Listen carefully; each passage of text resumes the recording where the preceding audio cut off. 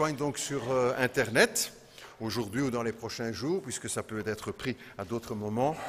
Merci à nos musiciens.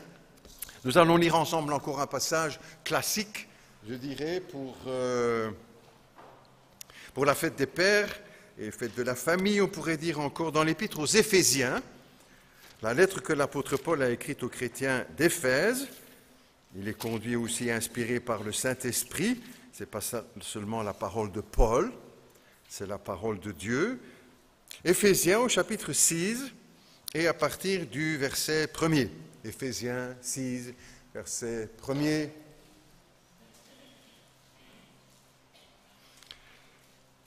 Enfants, obéissez à vos parents dans le Seigneur, car cela est juste. Honore ton père et ta mère. C'est le premier commandement accompagné d'une promesse, afin que tu sois heureux et que tu vives longtemps sur la terre. Quant à vous, pères, n'irritez pas vos enfants, mais élevez-les en les corrigeant, en leur donnant une éducation et des avertissements qui viennent du Seigneur.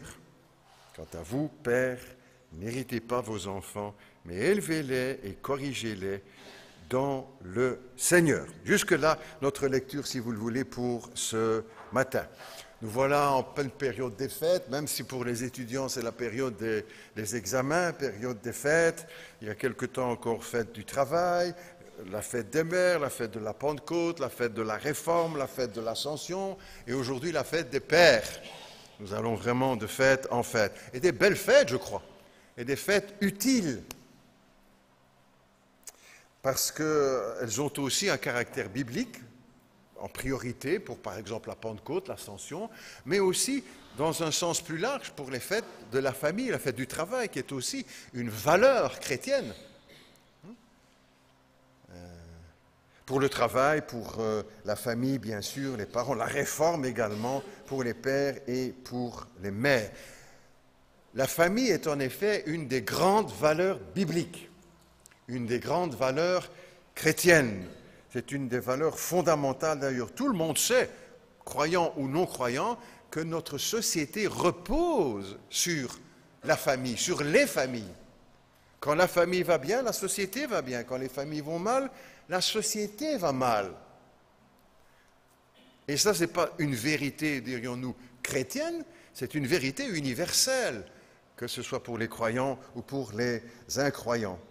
La famille est le ciment de notre société, pour nos vies à chacun d'ailleurs. La famille, en tout cas, doit être le ciment. Or, on assiste aujourd'hui à l'éclatement de la structure ou des structures familiales et tous les repères concernant la famille sont en train d'exploser. Et cela orchestré par les responsables politiques des nations occidentales, pour la plupart, tous partis confondus d'ailleurs. Même si on dit parfois de belles choses, ce qu'il y a derrière est beaucoup plus dangereux et beaucoup plus sournois. Et ces attaques qui concernent la société, la famille, et les obus, on pourrait dire comme ça, tirés contre la famille s'appellent le droit à l'avortement, l'euthanasie des enfants dans notre pays, seul pays au monde. L'euthanasie des enfants, la GPA, la gestation pour autrui. Une maman qui porte un enfant pour quelqu'un d'autre. L'homosexualité, l'adoption d'enfants par personnes de même sexe, la cohabitation, la théorie du genre, la transsexualité, la bisexualité, les familles monoparentales, les familles reconstituées, etc. Sans juger personne ici. Ce n'est pas une question de jugement, c'est une question de constatation et que ces éléments sont en train de déstabiliser notre société et les familles. Il faut reconnaître que la famille se détricote, que les mailles qui constituent la famille, les mailles vitales, sont détricotées aujourd'hui dans notre société. Nous devenons une société qui s'autodétruit en s'attaquant à la famille. une société qui s'auto-détruit, comme beaucoup d'autres empires, n'est-ce pas, qui nous ont précédés, qui ont été puissants, qui ont connu la gloire et qui puis se sont effondrés, entre autres, parce que la famille s'est effondrée, parce que les valeurs de la famille se sont effondrées.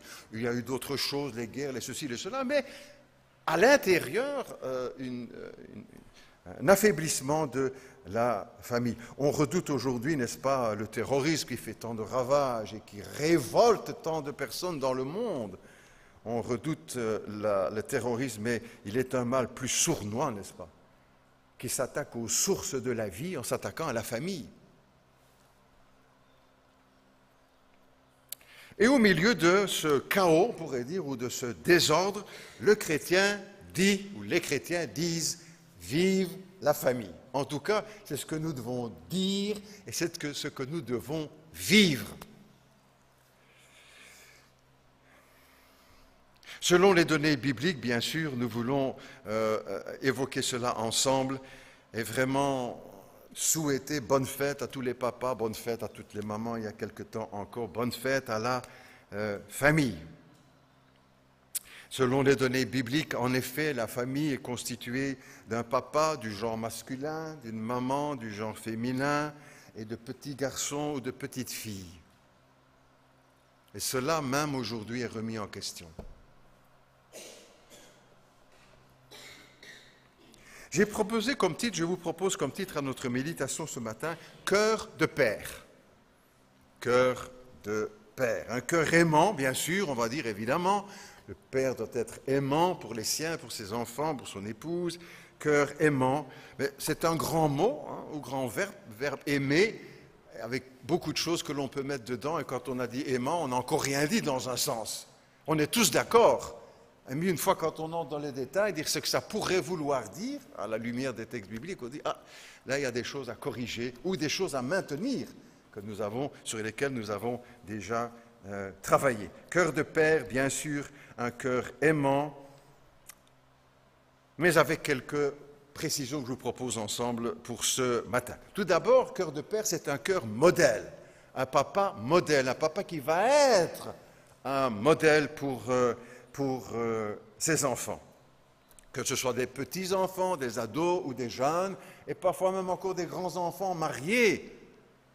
Le rôle de père reste toujours un rôle de modèle, que les enfants, tout petits ou plus grands, puissent regarder ou aient envie de copier. Dire ça, c'est ce que j'aimerais de reproduire.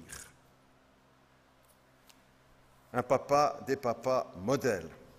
Aujourd'hui, la presse, la TV, le cinéma, la mode, nous montrent des modèles à vomir. À vomir. Tout ce que l'on peut voir, tout ce qu'on met devant nous, on leur montre des acteurs, des actrices, des chanteurs, des chanteuses, des top modèles, des sportifs. Même les gangsters deviennent des modèles. On fait des beaux films où le gangster devient la vedette. Et puis c'est un bel acteur ou une belle actrice, donc Et c'est ça aujourd'hui qui est en train d'envahir notre société, les modèles qu'on leur propose. Sur toutes les premières pages de revues, de ceci, de cela, films, etc. Et les jeunes, ou les moins jeunes, pas seulement les jeunes, s'en font des modèles. Tristes modèles, nos enfants les voient, les regardent, les écoutent et les imitent. Et les copient. Et je dis peut-être pas seulement les enfants, nous-mêmes aussi, les grands, on se laisse influencer par cette manière d'agir ou de concevoir le monde ou les choses. Nos enfants, on revient sur le rapport papa, enfant et parents, nos enfants ont besoin de voir et d'entendre d'autres choses. Les papas ont un rôle à jouer, une place à tenir. Ils doivent pouvoir montrer autre chose, pas pour faire du show, pour montrer non, mais pour donner une autre image que ce que l'on voit ou ce que l'on entend autour de nous. Nos enfants ont besoin d'entendre un papa qui prie. Nos enfants ont besoin d'entendre un papa qui prie. Tout le monde dira, bah oui, d'accord, bien sûr, pasteur. Question pour chacun de nous, est-ce que c'est ce que je fais en tant que père ou que grand-père? Est-ce que mes enfants m'ont déjà entendu? Encore une fois, pas pour faire du show, hein. Je prie, attention, écoutez-moi, voilà. Vous comprenez bien ce que je veux dire. Est-ce que nos enfants nous ont déjà entendu prier? Pas seulement maman. Alors c'est bien quand les mamans prient. Parfois les papas disent, oh, c'est maman qui prie, c'est les femmes qui prient. Hein. Et pas les papas. Et peut-être que l'enfant va grandir en disant, oh, le prieur, c'est pour les mamans, hein, ça. Et pas les papas.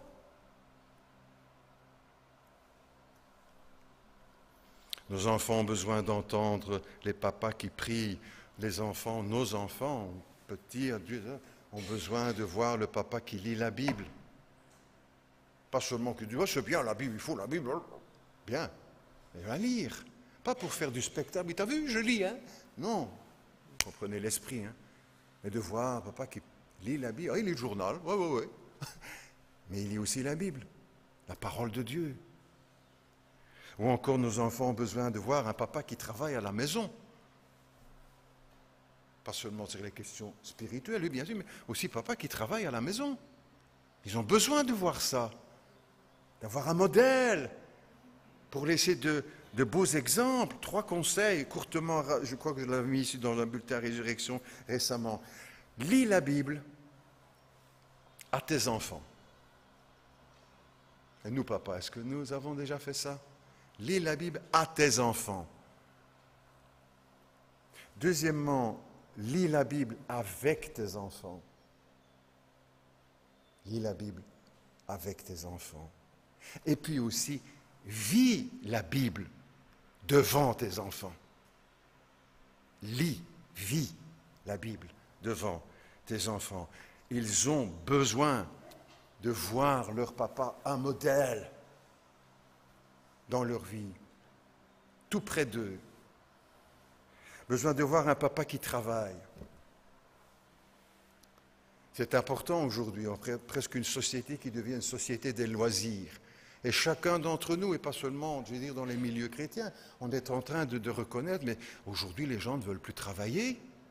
Tu cherches des gens pour travailler, pour ceci, pour cela, tu n'en trouves pas. Les enfants ont besoin de voir un papa qui travaille, qui se donne du mal. Et dans la maison aussi, bien sûr. Je me souviens avec mon fils David, on avait fait un petit peu jardin ensemble, et je lui montrais comment on travaillait avec une binette. C'est le meilleur outil dans le jardin, n'est-ce pas? Si vous n'avez pas ça, c'est... On ne se donne pas trop de mal, je lui montre, on se met bien au bout de la binette, comme ça on n'a pas d'effort, et on pousse, on enlève les mauvaises herbes, l'eau va couler là-bas où il faut, etc. C'est bien. Je te dis, mets-toi bien au bout, comme ça tu n'as pas de mal, et tu recules au fur et à mesure que tu avances dans le jardin. Pas fait exprès. Et puis il me dit, mais c'est pas ce que tu as fait. Oh. Il avait vu que je ne faisais pas ce que j'avais dit. Puis je lui explique, je comprends, je dis, c'est juste, David, regarde, c'est parce que je suis contre la clôture du voisin et je ne saurais pas reculer, donc il faut que je fasse autrement. Mais je me suis dit, donc il a vu que je ne faisais pas ce que je lui avais dit. J'expliquais pour que justement il comprenne. Mais nos enfants nous voient, n'est-ce pas?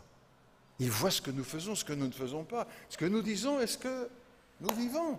Ce que nous mettons en pratique. Ils nous voient. Ils voient si papa laisse traîner ses chaussettes partout, son pull, son slip, son sli, sont là dans la maison. Ils voient. Ils voient si, quand on termine le repas à table, que papa s'esquive et ne débarrasse jamais rien sur la table. Ils voient. Ils voient si papa s'esquive au moment de faire la vaisselle. Je dis des exemples. Ils voient. Ils ont besoin de bons modèles. Et ce qu'ils seront plus tard, c'est aussi une part de ce qu'ils auront vu, entre autres de papa et de maman aussi, bien sûr. Ils ont besoin de modèles, un cœur de père, un cœur modèle, même si le papa n'est pas parfait. Ce n'est pas l'exhortation qui nous est laissée. Luther, puisque c'est l'année de la Réforme, je trouvais aussi cette parole de Luther. Luther disait « Nos paroles n'ont que le poids que leur donnent nos actions. » Je répète, nos paroles n'ont que le poids que leur donnent nos actions. L'importance pour nos enfants de ce qu'ils vont voir, pas seulement de ce qu'ils vont entendre, voir chez papa, chez maman. Petite illustration en dehors de ceci, petite pause, mais qui m'a fait tellement de bien quand je l'ai lu ou qu'on m'a dit, je ne sais plus très bien. On est en dehors de fête des pères, on est à la fête de Noël, les enfants sont là, ils présentent leur scénette, une récitation par cœur, etc. Et puis, il y a un moment, un des enfants qui cale, c'est plus son texte, son papa qui est au premier banc, lui souffle en disant « Je suis la lumière du monde ». L'enfant a compris, papa est la lumière du monde. J'ai trouvé ça tellement agréable. Parole d'enfant, n'est-ce pas? Parole merveilleuse. On a raison parfois de les copier, de dire, il ne faut pas qu'on oublie un petit carnet. Il a dit ça quand il avait 3 ans, 4 ans, etc. Des perles. Deuxièmement, cœur de père, un cœur juste. Un cœur juste. Un père qui donne une même part à ses enfants. Quand il y en a plusieurs, évidemment. Une même part à ses enfants, sans préférence, sans injustice. Je suis certain que tout le monde se dit, mais pasteur, tout le monde fait ça. Tous les parents font ça. Eh bien non. Eh bien non. Écoute bien, et parfois même dans nos églises. Et parfois même dans nos églises. Triste exemple déjà dans la Bible, j'y reviendrai pour nous après, triste exemple que nous avons dans la Bible dans la famille de Jacob. Belle famille, père, mère, 12 enfants, plus une fille. Et Jacob marque sa préférence pour son fils Joseph, pour l'un de ses fils. Il a des cadeaux en plus que les autres. On connaît la robe, etc. Je crois que vous trouvez ça dans le livre de la Genèse, chapitre 38, jusqu'à la fin, chapitre 50. 13 chapitres sur ce sujet de la famille. Et le problème que va causer, les problèmes que va causer l'injustice, le 2 poids 2 mesures chez le papa, Jacob, pour la préférence qu'il donne à l'un de ses fils, Joseph. Tout ça va déclencher, bien sûr, et ça je résume très rapidement, tout ça va déclencher la jalousie chez les autres. Ce ne sont pas des cailloux, de la jalousie, et puis même de la haine, parce que l'un est préféré par rapport aux autres, jusqu'à ce qu'un jour les circonstances se prêtent, voilà, on a l'occasion de le tuer. Ruben, le frère aîné, dit aux autres, on ne va pas porter la main sur notre frère, il s'arrange, on le met dans un puits, sans eau pour le moment, dans la boue, en tout cas à ce moment. Et puis une caravane passe, il décide de le vendre. Vendeur frère, en vengeance de cette injustice du père qui avait... Il est vendu, il descend en Égypte, il est vendu en Égypte, maison de Potiphar, on connaît le reste de l'histoire, etc. Le père Jacob, à l'origine de cette injustice, on va dire. Ils vont rentrer donc à la maison, ils avaient déchiré les vêtements, mis du sang de bête sur le vêtement, disant voilà, papa, regarde ton petit chéri, Joseph, celui que tu aimais mieux que nous. Ils ne disent pas comme ça, mais voilà, il a été mangé par une bête sauvage. Le père va souffrir et pleurer pendant près de 20 ans, parce qu'il va croire son fils mort. Retour de son injustice. Pas une punition de Dieu, mais le fruit de son injustice, de son 2 poids 2 mesures. Il ne faut pas toujours voir en disant c'est Dieu qui punit, mais ce n'est pas un Dieu qui punit, c'est souvent les conséquences de ce que nous avons fait. La même chose ici pour Jacob, pendant 20 ans, il va souffrir de l'absence de son fils chéri, on le croit son fils préféré. Horreur. Ton fils préféré, le croyant mort. Mais Jacob, c'est toi qui es responsable de tout ça, hein? C'est ton attitude injuste avec tes enfants qui a été le détonateur de toute cette souffrance, qui se retourne sur toi maintenant. Il n'a à en vouloir personne. À lui-même, père de famille. Heureusement, Dieu est sous contrôle de tout cela. Le récit nous rapporte, Joseph dira ensuite à ses frères, vous aviez décidé de me faire du mal, mais Dieu l'a changé en bien. Pas le Dieu qui punit, mais le Dieu qui agit encore pour même changer le mal en bien.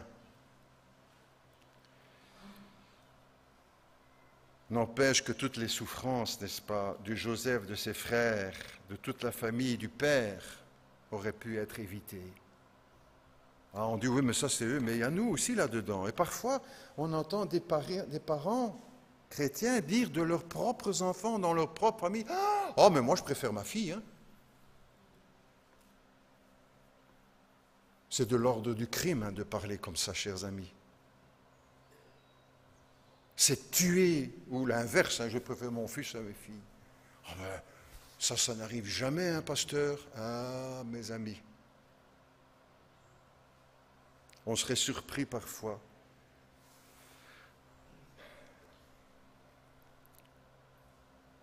Tous les parents chrétiens, tous les papas, les mamans, nous devons être vigilants, très vigilants, pour veiller à ce juste équilibre vis-à-vis de nos enfants. Pour ne pas les faire souffrir, pour ne pas nous faire souffrir, souffrir les autres, et puis offenser Dieu. Nous devons être vigilants. Je me souviens un jour, on était dans notre famille, on était chez ma belle-mère, et on était à table. J'oublie de tous les détails, mais enfin, il y a une chose, vous allez comprendre. Et puis, dans la rencontre, comme ça, au repas, je ne me souviens plus même des détails, elle dit à Marie-Claire, sa fille, mon épouse, voilà, Marie-Claire a eu ça, et Philippe, donc son autre fils, hein, moi c'est le beau-fils, son autre fils, Philippe, et Philippe a eu ça. Bon, je ne me souviens même plus quoi, ou par quelle occasion. Et sur le coup, je me suis dit, tiens, mais pour qu'est-ce qu'elle dit ça? Et puis en réfléchissant après, je me suis dit, elle a bien fait. Elle a bien fait, pourquoi? Parce qu'elle a mis les choses au clair, que tout était juste, que personne ne dit, ah oui, mais lui, elle a eu plus que moi, lui. Tout est juste. Ça apaise et ça rassure. On peut continuer la route.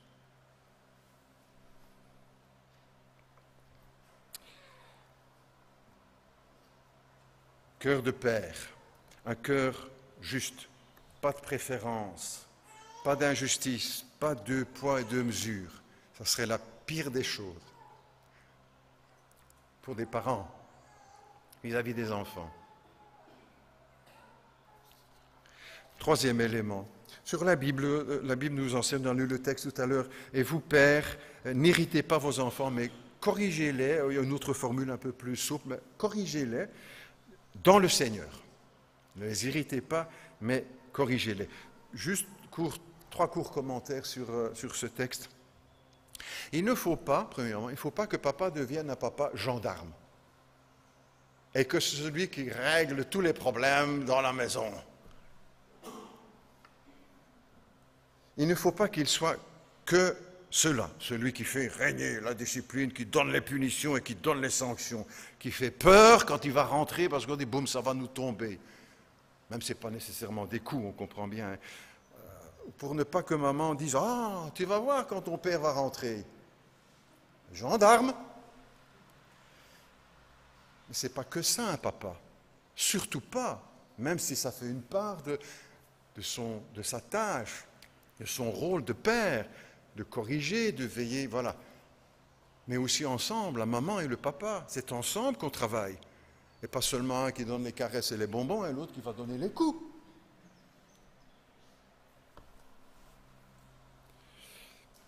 Ce serait dommage, n'est-ce pas? C'est aussi maman qui doit faire la discipline autant qu'elle le peut. On travaille ensemble dans un couple, c'est une équipe.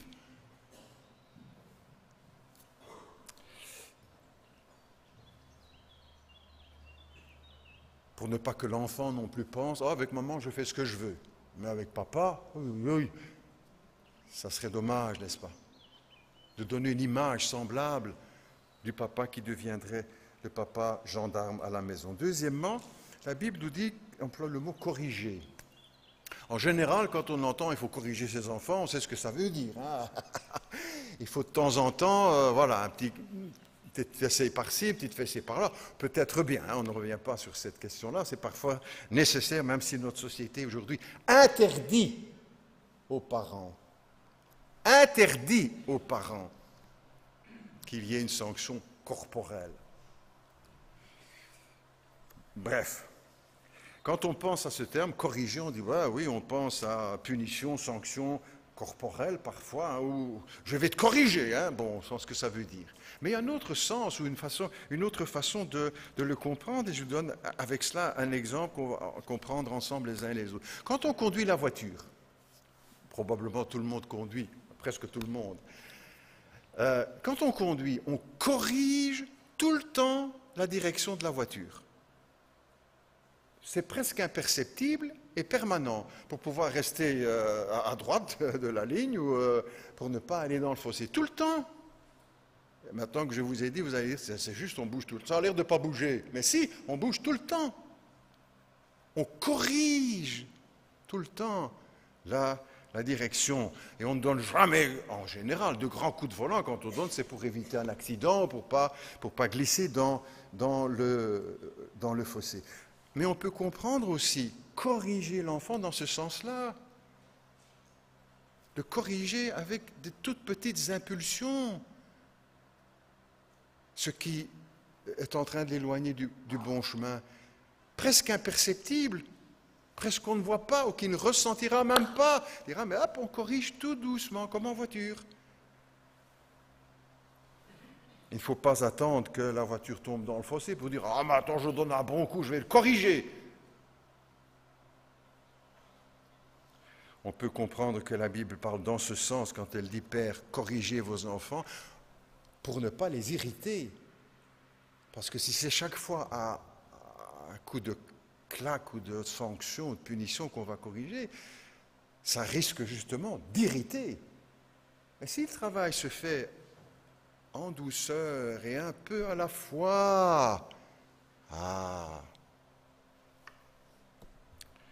Ne pas attendre qu'ils aient franchi la ligne blanche de la vie ou qu'ils soient dans le fossé de la vie. Ah, maintenant je vais le corriger, c'est trop tard. Hein? Ça ne sert à rien de redonner un bon coup et de racler. Peut-être avant. Un troisième commentaire court également. Ce serait une erreur de croire que si nous corrigeons nos enfants,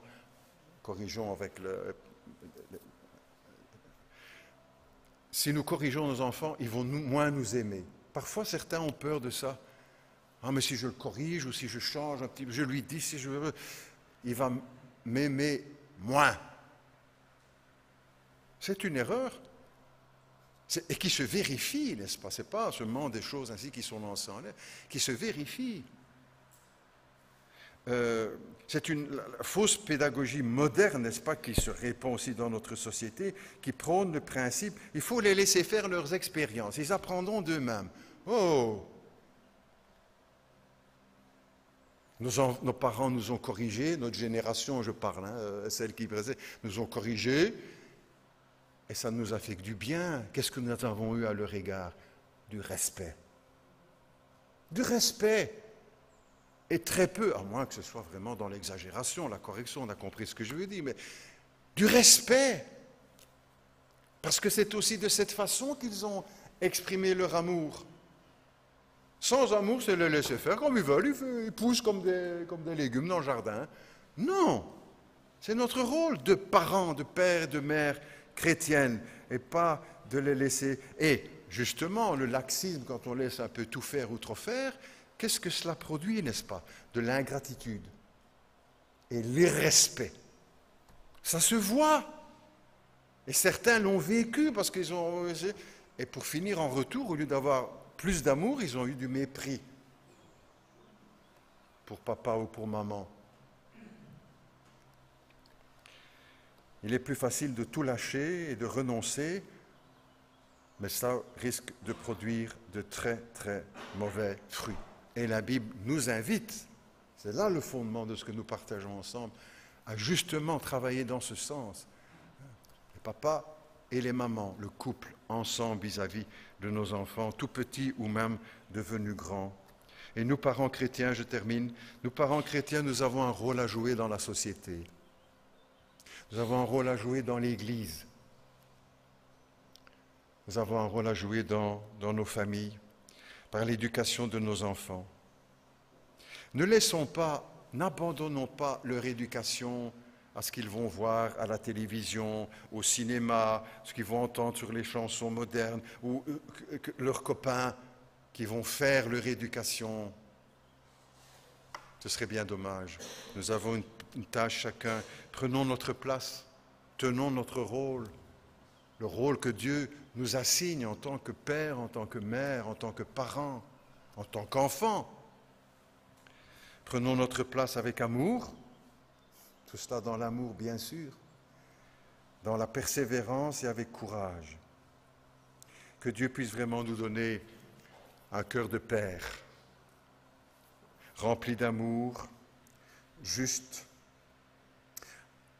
un père, un papa qui pourra être un modèle, qui donnera des limites aussi à la vie de nos enfants et qui sera un papa qui ne capitule pas devant la difficulté de l'éducation, de la formation de nos enfants. Un cœur de père. Bonne fête à tous les papas. Prions ensemble. Notre Dieu, notre Père, nous te remercions parce que le modèle parfait que nous avons, c'est en toi, d'un Dieu aimant, d'un Dieu juste, d'un Dieu patient, d'un Dieu qui corrige comme il le faut, pour notre bien. Même si au départ, la sanction ou la mesure paraît toujours un peu rude ou difficile, merci parce que nous savons que tu l'as fait pour notre bien, que nous puissions copier ce modèle parfait de notre Père céleste, qui nous aime, qui nous accueille, qui nous reçoit, qui nous comprend, qui nous écoute, qui nous instruit, qui nous bénit. Que nous puissions, Père céleste, tenir notre rôle avec beaucoup de sérieux, même quand c'est difficile, peut-être surtout quand c'est difficile, alors que tout le monde semble lâcher prise et que, Seigneur, que nous puissions prendre notre rôle avec sérieux. Voilà, avec sérieux. Comme tout le reste aussi, la vie chrétienne, la vie de couple, la vie de père, de mère, de prendre au sérieux. En nourrissant cette éducation que nous partageons avec nos enfants, en la nourrissant de ta parole, le meilleur guide de pédagogie et pour l'enseignement des enfants. Et pour notre vie à nous aussi, en tant que père, mère, et aussi en notre rôle d'enfant. Merci Père Céleste pour ta parole. Que ce que nous avons entendu ne soit pas seulement un accord. Bien sûr, tout le monde est d'accord, mais s'il y a des choses à changer dans nos vies, dans ma vie, dans nos fonctions, notre rôle de Père, que nous puissions y être attentifs, Seigneur. Nous te le demandons pour le bien de nos enfants, de nos familles et pour ta gloire. Au nom de Jésus. Amen.